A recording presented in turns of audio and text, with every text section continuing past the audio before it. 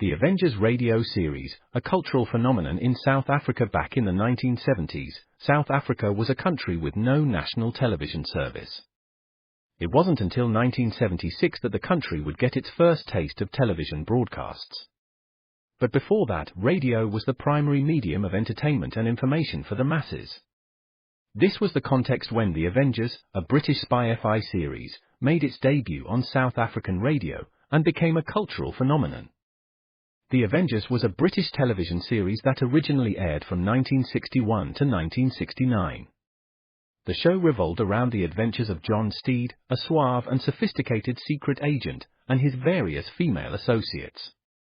The series was a unique blend of traditional spy thriller elements with science fiction and fantasy, which set it apart from other shows of its time. While the series was hugely popular in the UK and had also made a significant impact in the American markets, being one of the rare British series given a network transmission slot, it was virtually unknown in South Africa. This was primarily due to the lack of a national television service in the country until 1976. However, as a film series, The Avengers was able to gain some exposure in South Africa through film rentals. But it was the launch of the radio series that truly brought The Avengers to the masses in South Africa. Come and listen at www.myclassicradio.net. Elliott and Ray Goulding present the CBS Radio Network.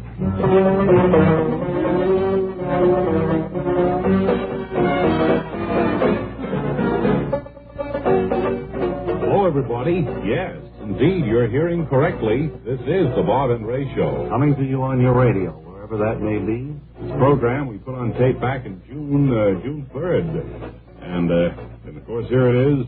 Not, 14th of January, is it? No, you've got it turned around, Ray. This is June 3rd. And this was put on tape back the 14th of January. Oh, 1954. Oh, I knew. I was all confused there for a second. In any event, you wouldn't recognize us, friends. We've changed so since this program was taped. Well, I think you hear it now. I think you had a mustache while we were taping this. Right. And I was much heavier than I am now, having been on a diet. You were heavier? 70 years. Particular. Yeah, I'm down. Of course, you're almost 3 feet tall. I'm down now to a good fighting weight. Right. You're down to about. Let me guess. Okay. I bet I probably would have, hurt your feelings. I'll do it. Guess 174. I say about 192. No? 174 was my guess, and that's right. Well, it's just a guess anyway. No, that's all right, Webb. You going to play jealousy today? No. That's been preempted, I think. I don't think I'm going to have time to play it today. At least I'll be standing by if you're ordering in case I got an opportunity. Well, a little bit later, speaking of opportunity. Of course, I should have realized. We'll have our old friend, the Happy House Hunter, here with you to tell you some of the bargains that are available. And first, we have a special word here, don't we? An announcement. Oh, all right. Well, I get it. Is this Mount Rushmore? Yes. Oh, all right.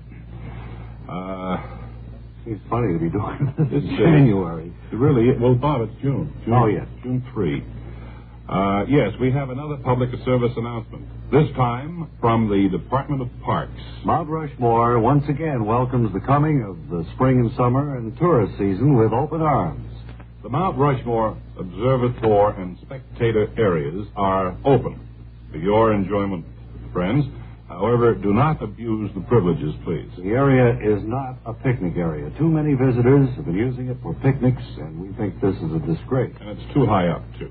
If you must eat sandwiches on top of the presidents, at least have the decency to clean up and take your refuse with you, please. Now, there are no disposal hampers up there. You who have been there know that, and it's up to you to take care of things. Now, how would Teddy Roosevelt, Abraham Lincoln, Thomas Jefferson, George Washington look with trash baskets on their heads? No, that's out of the question, naturally. If you must eat out there at Mount Rushmore, take a paper bag with you. Now, last week, a group held a picnic and outing on top of George Washington. And when they left, George's wig was covered with bits of egg salad. Not to mention a large chunk of peanut butter, which was easily visible on the bridge of his nose. Well, you have to get up close, really.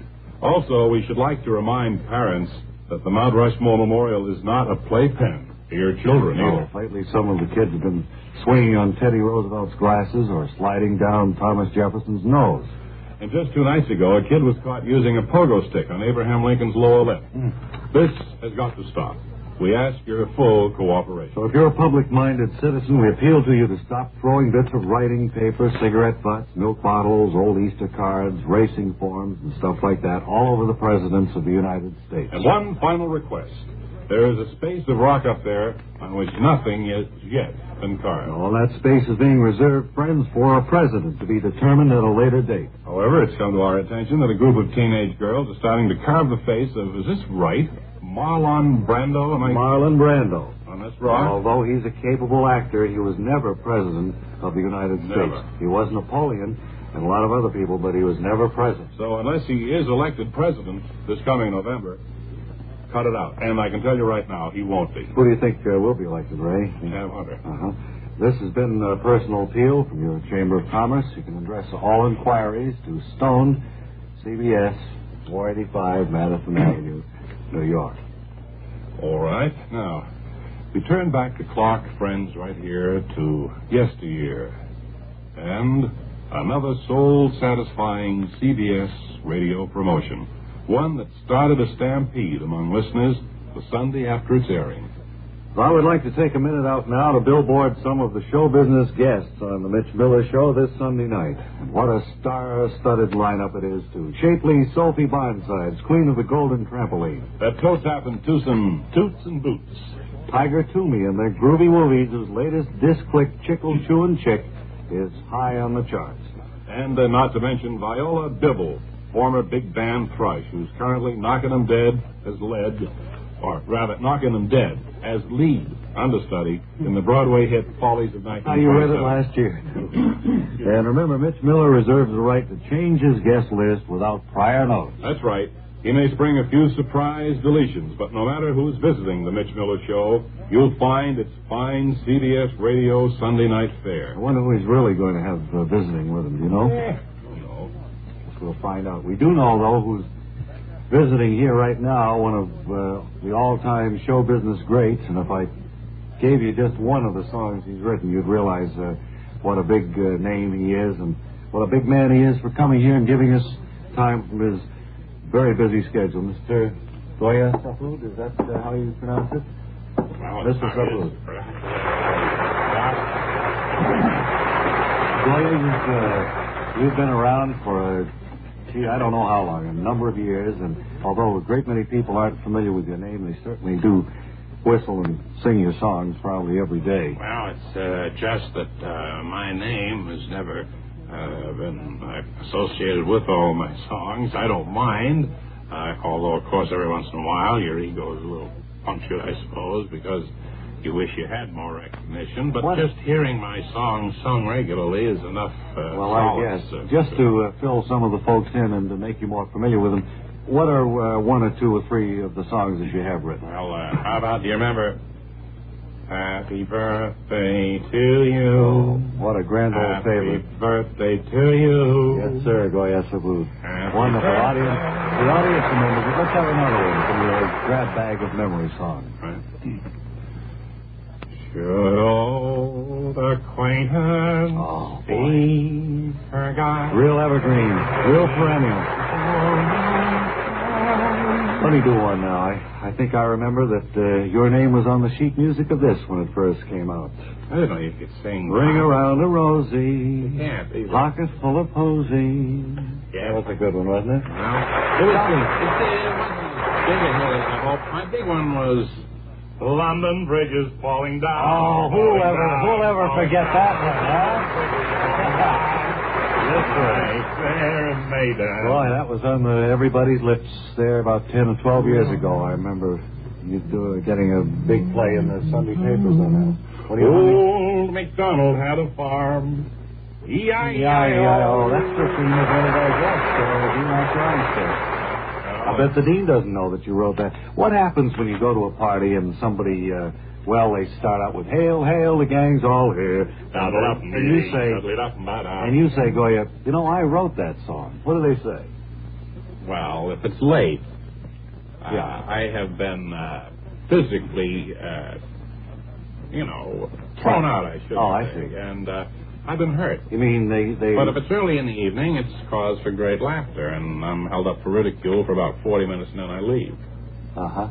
Well, why is that? Have you had any... They don't figure. They figure that these songs just came out of the woodwork somewhere, and they don't were figure never somebody written. had to write them. That's right. They figure that those songs always were and always will be, that nobody ever sat down and wrote them, but that's wrong. Well... Pop goes the weasel. Pop goes the weasel. Sure, I remember that one. I remember the one you introduced... at a big rally at a roundhouse in Altoona, Pennsylvania some years back. Sure. What was that one? Oh, Saga. Oh, wait a minute. Get out of here. Get him out of there. Get out. Get out. I was referring to I've been working on the railroad, but that guy is just too much. Hey, boy. Boy, that's rich. I mean, really. How about that for knives? Oh, let's take time out and refresh here. Wow. Get the really light refreshment. Sociable. This is where I talk, eh? Get the really light refreshment. That's Pepsi-Cola, of course. I just wanted to say be sociable, Charlie. Of course, Kay. Be sociable. Have a Pepsi on the road or at home. It always refreshes without filling. Charlie. Pick up extra cartons now. Pepsi is so delicious it goes fast. That's why you should keep plenty of Pepsi on hand. Oops. Maybe I'd better sing. Be sure to say keep Pepsi handy. Yes, Charlie. But the song says it sociably. Be sociable, look smart, keep up to date with Pepsi. Drink light, refreshing Pepsi. Stay young and fair and debonair. Be sociable, have a Pepsi. What Kay means is get plenty of Pepsi next time you shop. Well, yes. Charlie and Kay. Say, once again, it's time to welcome back Harlow Hicks, the house hunter. Thank you, Ray. Hi, I think we have some rather good buys for apartment at House Hunters today. First, here's a picture of house number 5A, as I call it. A charming split-level home, nestled in a delightful suburban area. And as you can see... Wait just a second. Yes. A split-level home? Actually, it's a colonial that was struck by lightning. So it was a trick of fate that turned it from a charming colonial into a delightful split level. Well, the house is a wreck, as far as I could. We look at it this way, Ray. It's a bargain for the enterprising young executive who likes to remodel to fit his own needs. Yeah. Let's not forget the asking price is only $39,500. Yeah, the way you fellows knock off those $39,500 prices really frighten me. I don't think, however, that we could honestly recommend that to our listeners. What else do you have? Here's house number 74C, as I call it. Lovely 3-bedroom Bostonian-type house.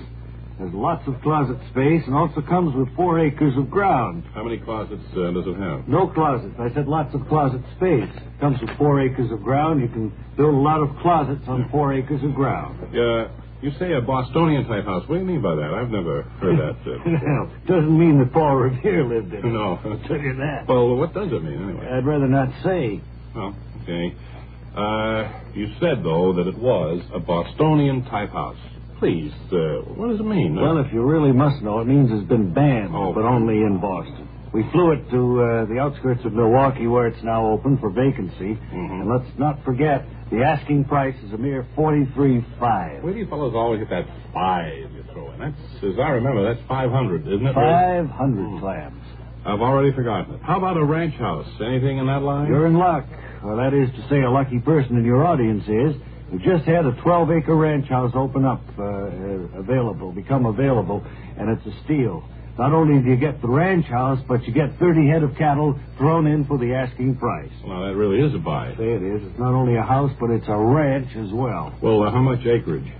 It's a 12-acre house, and it sits on a 12-acre plot. No outside grounds or anything? Well, who needs outside grounds when you have 12 acres inside? So where's the cattle? In the bedroom at the present time, but they can be easily moved to any spot of the house at a moment's notice. Sure. And don't forget, it has a big window picture. Yeah, just your window. No, I mean a window picture. A big picture of a window suitable for framing. That's a real conversation piece. Idiot in here anyway. And for the newlyweds who like to travel, we have a good buy, a bungalow with add-on features. Such as, Well, if the newlyweds buy this house, first they can add a wing on the right, and then in time a wing on the left, and when that's done, we guarantee to put a propeller in the middle and fly them anywhere they want to go. It's a little house hunter funny. well, very little.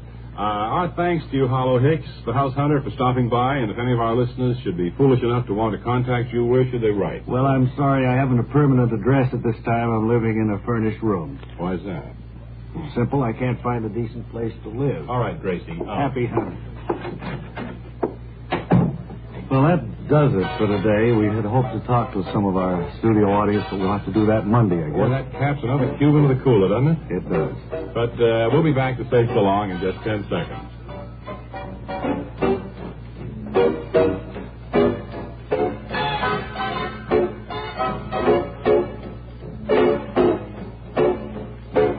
Here now. Standing outside. He wants to see you. We'll be waiting. Yeah. Hey, have a nice weekend, everybody, and we'll see you Monday, we hope. Until then, Ray Goulding reminding you to write if you get work. Bob Elliott reminding you to hang by your thumb.